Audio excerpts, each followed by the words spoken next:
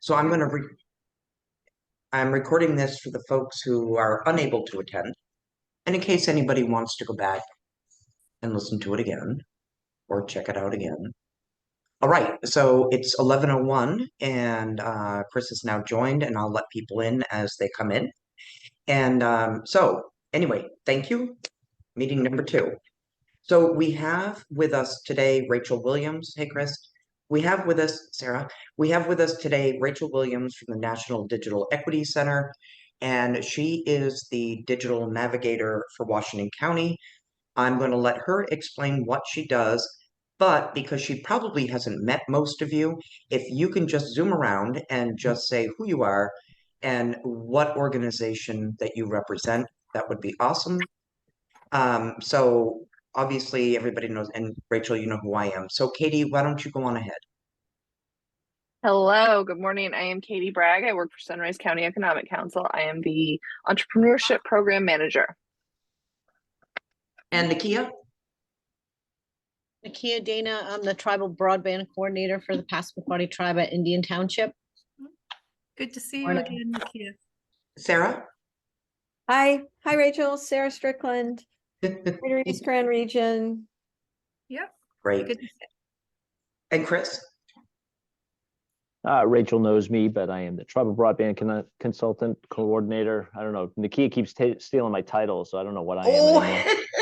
Okay, then we'll pass it off to Laura. Hey, good morning. My name is Laura. I am the Director of Access and Advocacy Programs here at Mono a Mono. Good to meet you. And Betsy, if you can just tell Rachel who you are. She's new to our group. Hi, Rachel. I'm Betsy Fitzgerald. I'm the county manager. And Dodie. Hi, I'm Dodie Emerson, and I work with the Washington County Career Center. Excellent, thank you. And I'll keep letting people in as they come in. And so Rachel, if you want to take it away, tell people who you are and what you do. Okay. My name is Rachel Williams. I have been hired as the Digital Navigator for Washington County. I work for the National Digital Equity Center. And primarily, I am trying to reach out to groups who would like to partner with us. We offer the trifecta of trying to get digital access happening. We will assist folks in applying for the Affordable Connectivity Program. We have access to devices, and we also offer digital skills training. Right now, the way that looks is I am willing to go or able to go to local partner locations to meet with people, either in a group or one-on-one, to introduce what we do. Also help people if they are starting from absolute zero, help them get started, whether it's with a device or setting up an email, that kind of thing. For more advanced classes or more advanced skills, we do offer group classes. Currently, we are offering those with a local partner who can basically be there to turn the lights on in the room and make sure that everybody's devices are turned on, that kind of thing. And then our instructor zooms in live, so it is an interactive class. Some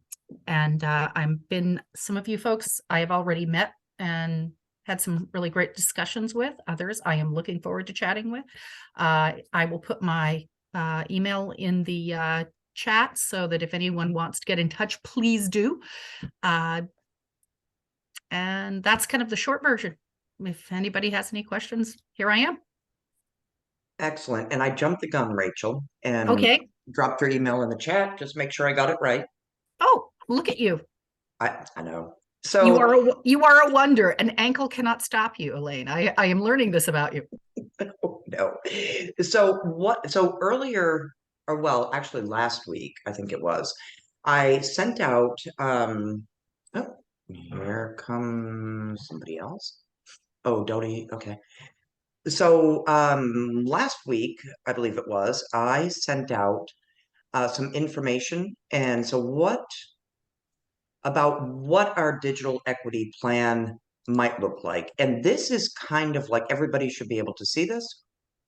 If you can't, please let me know. So this is like the gold standard of digital equity plans. And this one was done for Franklin County in Ohio. And so this one right here was done during the pandemic. But basically, if you've had a chance to go through it, there's a statement as to the problem with, what's going on here, that not everybody has access. But part of our work here is also to formulate a vision statement. And I sense anybody didn't get this, please let me know. And so today we're not going to be doing a vision statement, but we're going to next time. We're going to work on it. And so you can read it here. It's just the general vision statement. Well, how do we know what we're trying to get to? We have an idea, but how do we know? And here is where it is, that digital asset inventory that I sent you all a spreadsheet for. That's where this information is going to be plopped in. And so you can see here, and I did send this to everybody, and like I said, if you didn't get it, where we make our own inventory of what's available in Washington County, and for something like the National Digital Equity Center, which is statewide, but certainly free to Washington County. So as you peruse this, you can see they talk about accessibility, they talk about affordability, and these are the things that we are going to be focusing on to create a report much like this. So I'm going to stop sharing for 1 second here. So if you haven't had a chance to read it, please do, because it will guide your thinking as we move along through this, and things will make a little more sense, I hope. So how do there's a gap. We all know this, or we wouldn't all be here. There's seriously a gap, a digital divide. So what we want to do is to reach out to people who have lived experience with digital inequity. People who, for one reason or another, do not have internet access at home. Maybe they can't afford it. Maybe they can't afford a device. Maybe they don't know how to use it. So that's that gap, and affordability, I think, is a big one in Washington County. So what we have created with Maine Connectivity Authority and with the National Digital Equity Center is I'm going to share my screen. And this will give you all, we've created this recommendation sheet. And so you're going to find out what I'm going to ask of you all, and all the partners, even the ones who couldn't attend today, is to meet with at least one person from 2 identified groups, which we'll get to in just a minute, to learn the answers to these questions. What are their barriers? Is it training? Is it that they can't afford a device? And so what is your recommendation for affordable broadband or devices for the covered population that you pick out? And so this right here is basically a form that it's all done. It's a template all done for you. And I'm going to be sending that to all of you. But our big mission today is to take a look at the covered populations and other groups.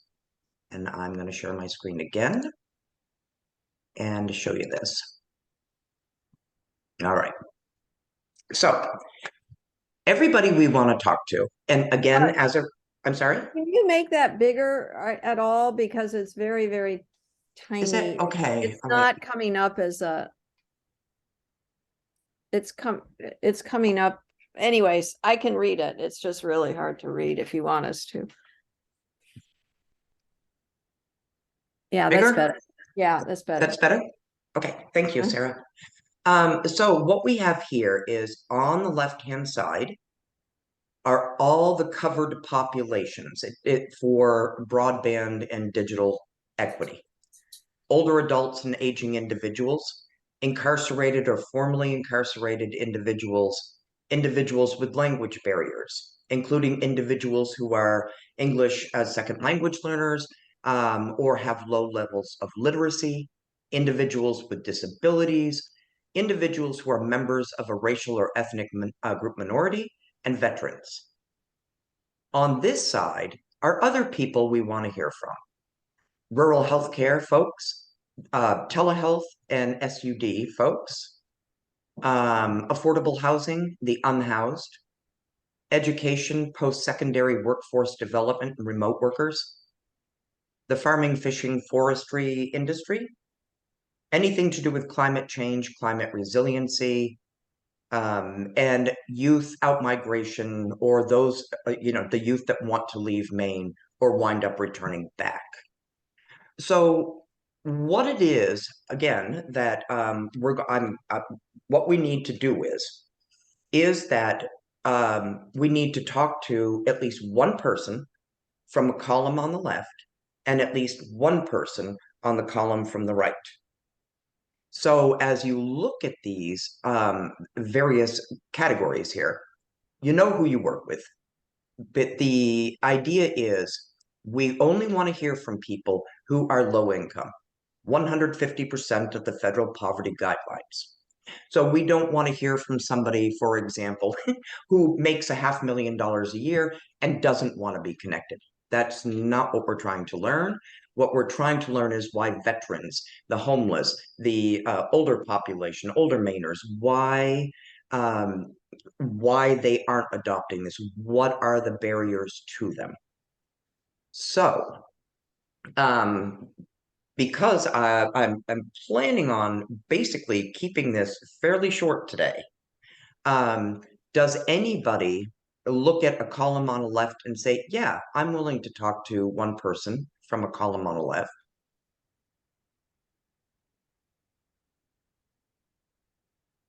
Sure. Nope.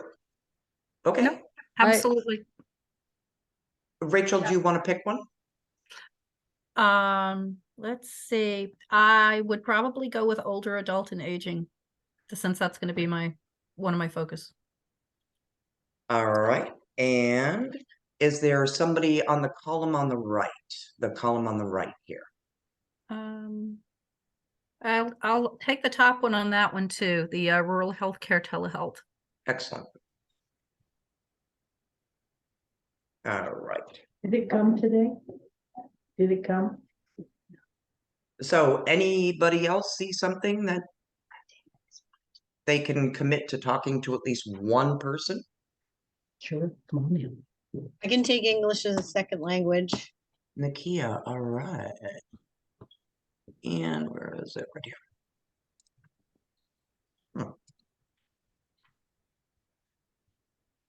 Oh, sorry.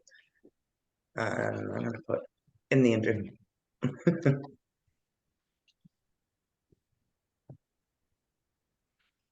I'm sure my spelling is just fabulous here.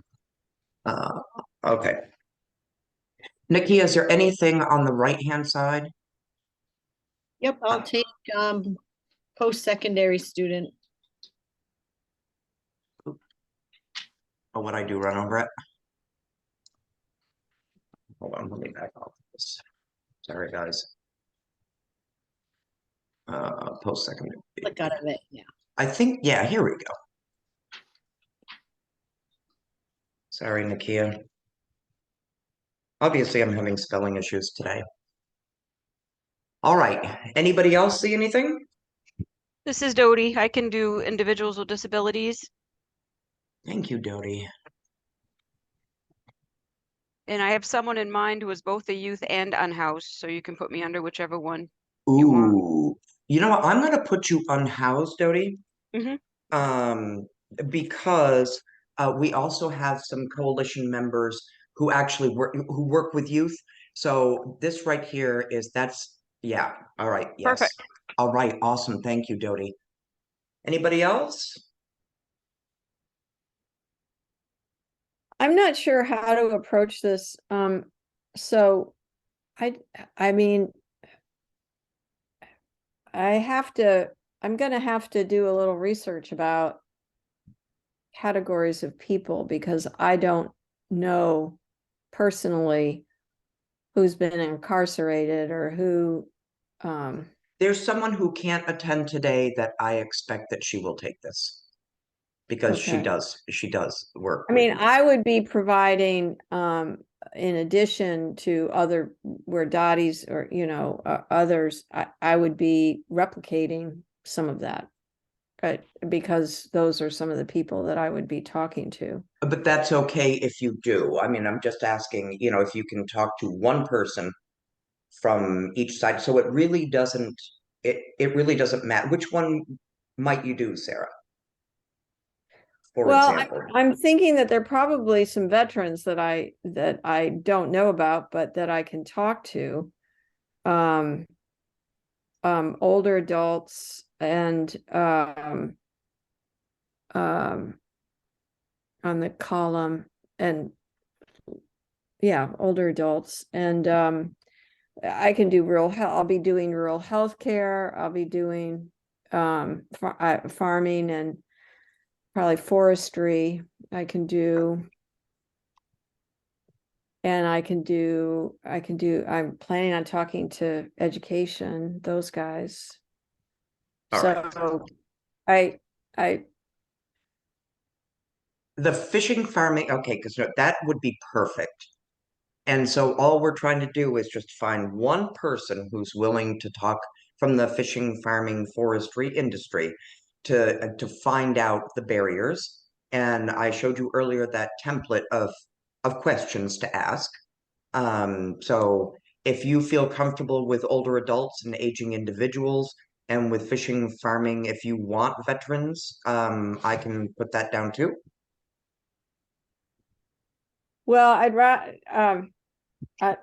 yeah, I can try. I can't, I mean, I just don't know who I don't know. Okay, I have a meeting today with someone actually who does serve Maine-wide, veterans Maine-wide. So I'm hoping we can get some help there. So I'm Um, happy to take a name and go and try and contact a person if there's in that region. I'm happy to do that in a heartbeat. I just don't have somebody in mind that I can just Okay. rap on their door. So what I'm going to do is I'm going to pop you in here. All right, perfect.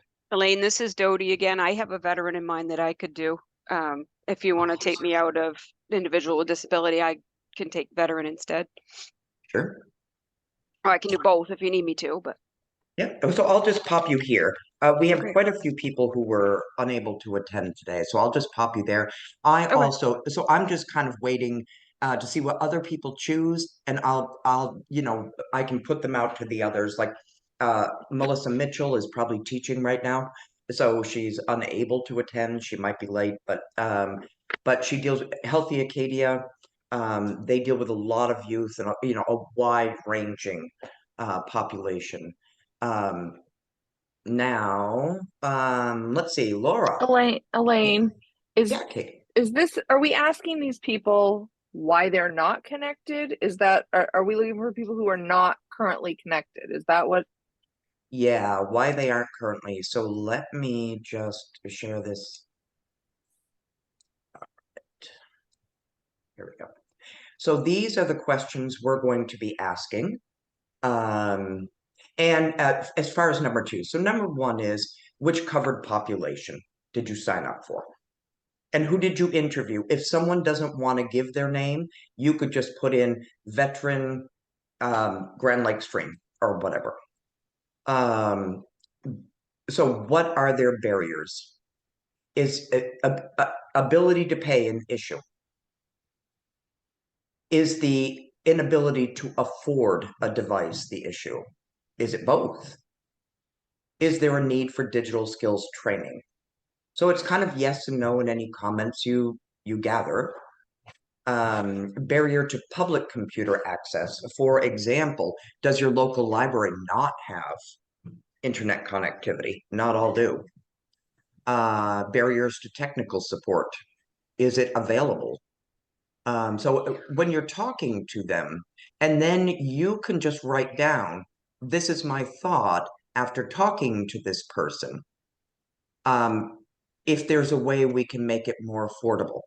We need to get out information about the Affordable Connectivity Program. These are your thoughts for 5. What are your recommendations Or what is your interviewee recommending? Like, what would be helpful to you?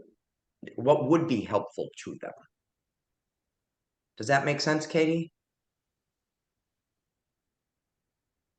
Yeah, I'm struggling to think of somebody who meets the poverty guidelines and is already not connected. That's my, because I'm not as you and I have talked, Yes. I'm Yeah. not necessarily dealing with those populations. So maybe it's something we can share with Denise. Denise is out right now and I don't know when she'll be back. Okay, so that's Okay. all right. That's We'll hang that's on a my minute. other, I'm kind of doing both things right now. Gotcha. I'm Okay, no, Denise and that's Katie for the next foreseeable future. excellent. And Laura, what about mano a mano? What do you think? We definitely do someone from the racial or ethnic minority group and the farming and forestry group. Oh, There's fantastic. probably a lot of overlap there. All right. Excellent. I would admit, yes. Uh, absolutely. Love it. Okay. So for right now, is there anything anybody else is seeing? Because I'm going to send this all to you guys so you can remember, and I will send you. So what we want to do is we want to talk to people in these groups and just ask them what is or are the barriers? What would it take to fix that for you so that you can engage in global economy, online learning, telehealth, all the things that a lot of us do and at this point kind of take for granted, but other people don't have access. So what would it take to not for your organization to do it, but what would it take for them to go ahead and join? Some people just don't want to use the internet. They just don't want to. So and that's okay. But so I hope everybody understands what we're trying to find out.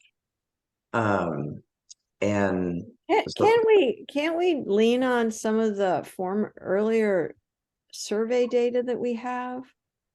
I mean, I So I don't know, I can't split that data up demographically into all these categories, but isn't the census data and the local survey data that we have helpful in this regard? so it really, I'm unaware of any survey that exists right now that breaks it down by that kind of demographic. Census data, I will be certainly doing and adding into the report itself, but it's more like a one-on-one. I will tell you that Maine Connectivity Authority and National Digital Equity Center are working on a survey that's kind of pointed to this. So a lot of times, if people don't have internet, they may not take a survey. Why bother? Just why should I bother? Or in the case of English as second language, maybe they can't take the survey because they can't read it. If someone doesn't have literacy or has low levels of literacy, they can't take it either. So we're really trying to just reach out to at least one person to learn what the barriers are for them. Because every single region in the state is going to be doing this and reporting it to the state in one big monster package. So, yeah, that's why. Okay. Yeah. So, all right. So I think, so I'm going to be sending that out. I'm also going to be sending out, so the things I've shown you that you can feel free to say, "Oh, wait a minute, I've decided not this one. I want to do this category." That's cool. That's fine. And I will then send it also to folks who were unable to attend today, so they can drop their names in wherever it is they want to do it. And I will be doing it too. So that is what we're looking to do. And does anybody at this moment have any more questions about that? because you can always reach out if you come up with questions later. Do you really, I mean, I'm not sure, but you want just one person? Can it be more than one person if we feel like there's like information that, I just feel like there's multiple issues that could potentially Absolutely. exist. That's a great question, Laura, and thank you for asking it. I did ask the same question. What if somebody wants to talk to more than one person? So what I was told was no more than 4. If you really want to drill down, if you really want to talk to more people, that's cool. Do it. Send it to me. I'll make sure it gets included. I just don't want to wind all of you out, which is why, 1 from each group, which is 2 people. So that's a great question. And especially, Laura, for the agricultural workers, the Spanish, the Latinx population in Washington County, we want to absolutely make sure they are represented. Absolutely. I will take as much as you'll give me. How about that? No, that sounds great. I appreciate Awesome. that. Thank Yeah, no, thank you for asking that. So now the digital asset inventory. I sent all you guys a spreadsheet. Has anybody had a chance to do any of that? Yeah. Okay. I've started. So maybe I can share that, and some of it may jog your memories. Like, I don't even know. I know that I live in Eastport, as most of you I think know, but I live in Eastport, and PV Library here in Eastport used to loan out mobile hotspots, lend them out like a book. I don't know if they do that anymore, for example. So if your local library does something like that, that's a digital asset. So, I mean, you don't have to think about the entire state. In fact, let me see if I can't pull up my digital asset inventory that I was working on, because there was a couple things that I was like, well, that would certainly count. I didn't plan on this, so let me pull this. Do you have access to the interviews that David Weir did for MCA in regards to the digital asset inventory? And could we just use the people he interviewed in Washington County for the bulk of it? Yep, so absolutely. We want to add to that if we can. So let me, and yes, we certainly can. Sometimes you guys know what goes on more than what I do with it. Hold on, guys, what I do. Oh, here it is. Where is that Nikia? Where is that inventory? MCA has it. They did it by county, so I don't know how many interviews they did in Washington County, if they did it by town or Yeah. how they did that specifically, but they have the raw data, which they put into a narrative. So there are just little snippets in their report, but I'm sure their raw data is much more elaborate if we wanted it. And yeah, so I mean, it could very well be. There was a report that was done, and I noticed the pretty much lack of information for Washington County in that report. A lot of it was statewide and for larger.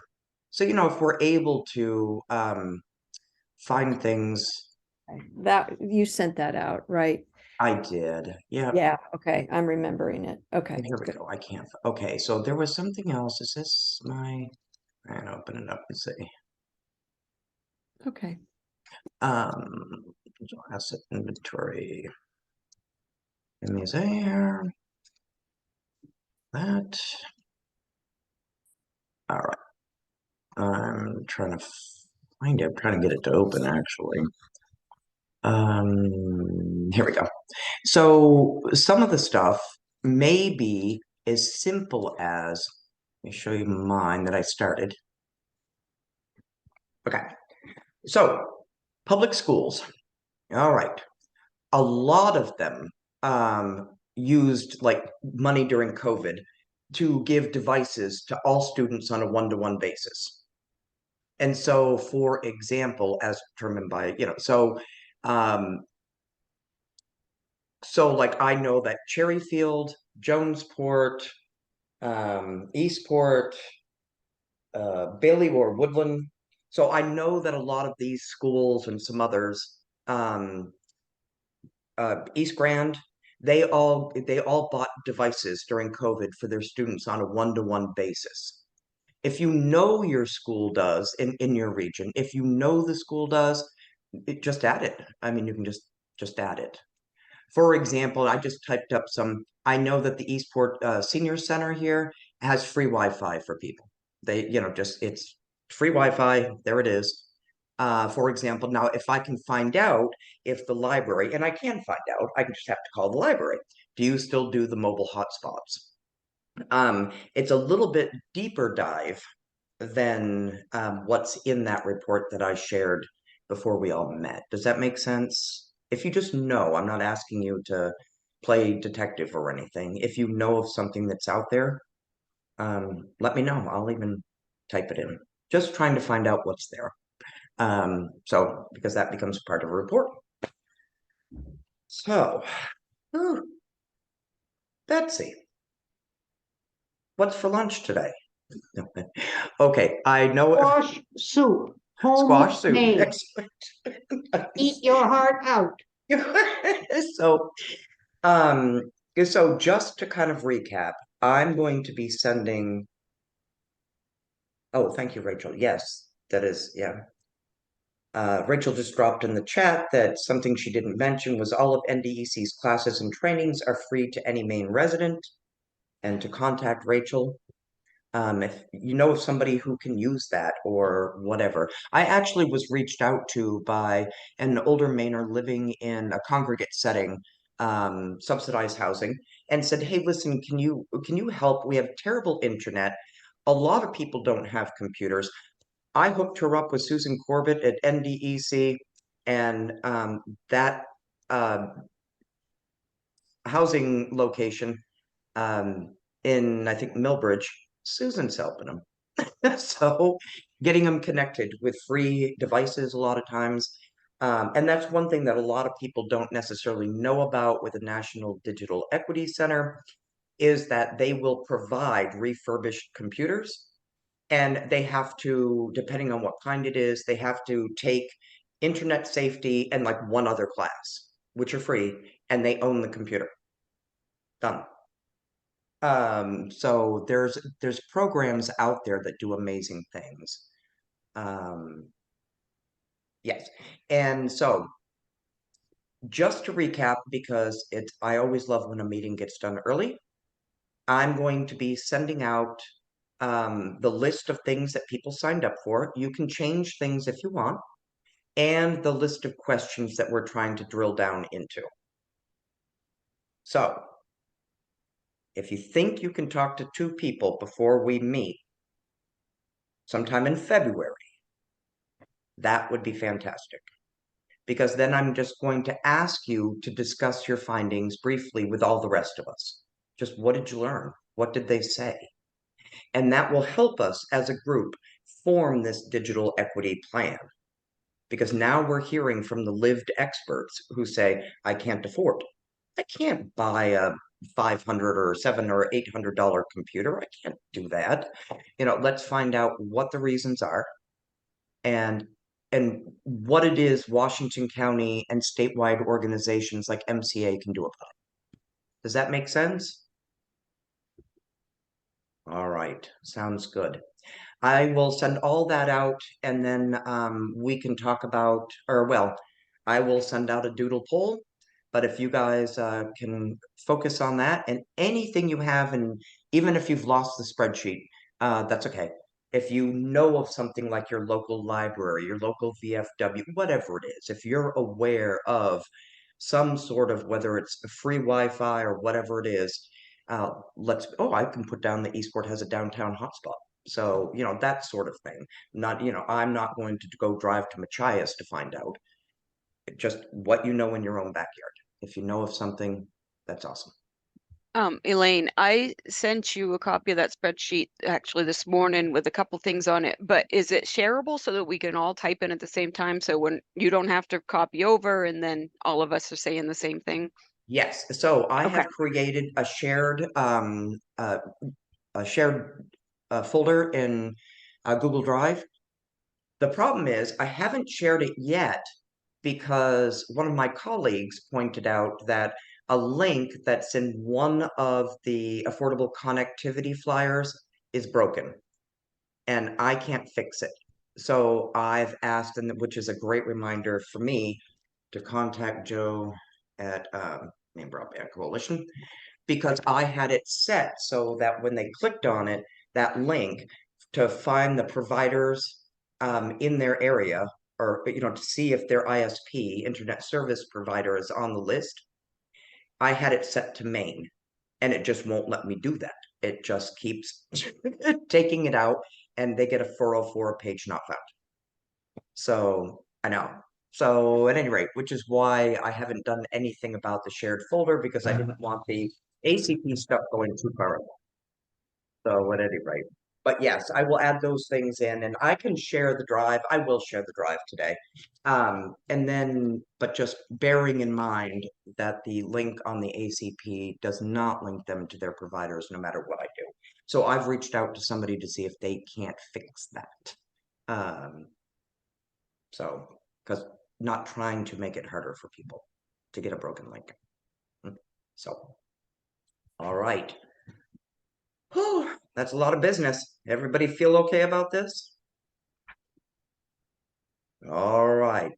Excellent. Thank you all so much for attending. I appreciate your time, your energy, and your effort. And I will see you guys sometime next month.